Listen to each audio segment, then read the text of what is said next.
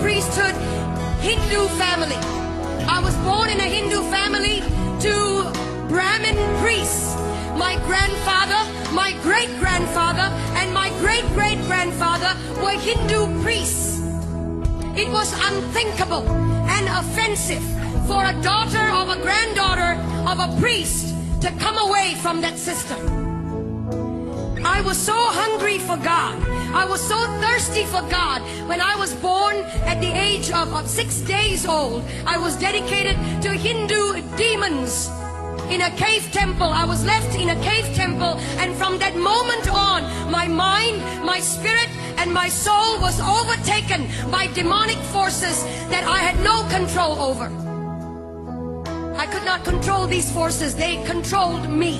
Every decision I made, everything I became. I began to learn to worship the names of over 2,000 gods. Over 2,000 gods by memory. It was required of me. It was required of the priesthood. And I, as an obedient daughter of a priest or granddaughter of a priest, I learned the names of 2,000 gods. At the age of 19 or 20, I was so hungry for God, but I did not know His name, where He was, who He is. And so I started a journey of pain and darkness. At the age, in my late teens, in 1920, I became discipled under a witch. And the reason I went into that was not to harm anyone, but to find God.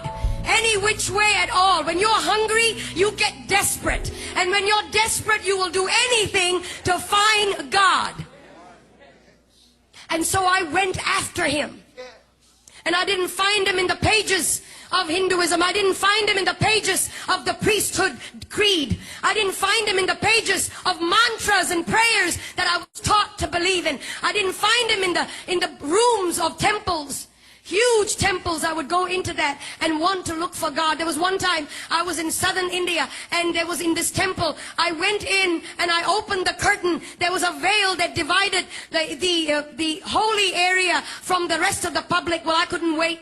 I had no authority to go into that area. Only a male priest could go in there. I opened the curtain, and there was a 10-foot idol. 12 arms, 12 faces, myriad number of eyes. He didn't see me. He couldn't hold me. He had eyes and could not see me. Years down the road, I was struck with a demonic pain in my body. From the top of my head to the tips of my feet, I would be in pain. Painkillers and suicide came the order of the day. I took painkillers every day, more than the required dose, just to knock myself out. And in my mind, it was one thought: if I ended my life, I would end the pain. And so I was sitting at the edge of my bed, possibly on the last day of my life on this planet. Sometimes, when it all looks lonely, you feel that nobody really cares. Hear me, young people. He's watching over you. He's watching over you. And it may not be tangible, but He's over you. And He loves you. And He'll come through for you if you would just focus on Him and let the other stuff go. And I was sitting at the edge of my bed, frustrated, fed up. And I cried out like you have cried out.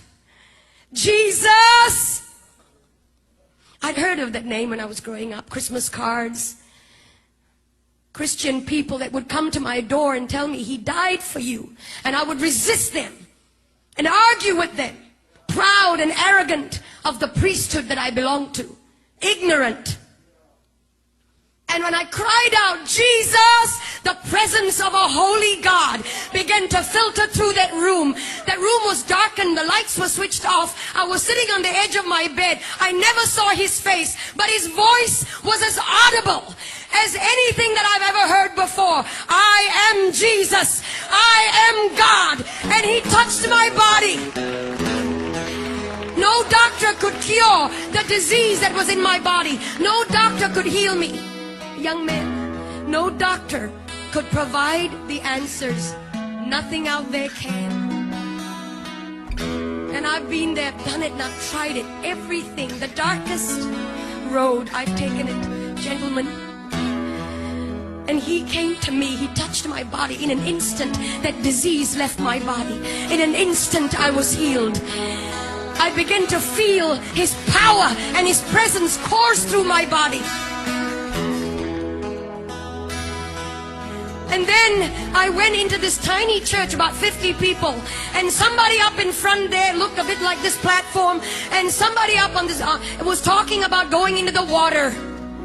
That if you're baptized, you become a new creature. Well, I didn't understand that either. I was wondering how water can make such a big difference. What's the big deal? We take showers every day. I went up to this preacher man and I said, will you put me in this water? Because everything and anything he wants me to do, I'm ready to do it. He has set me free. He has healed me. Anything and everything. No matter the price. No matter. And so they put me in that water. When I came out, legions of demonic influences broke free from me. And I was set free, church. And today, depression is going to go. Heart disease is going to flee.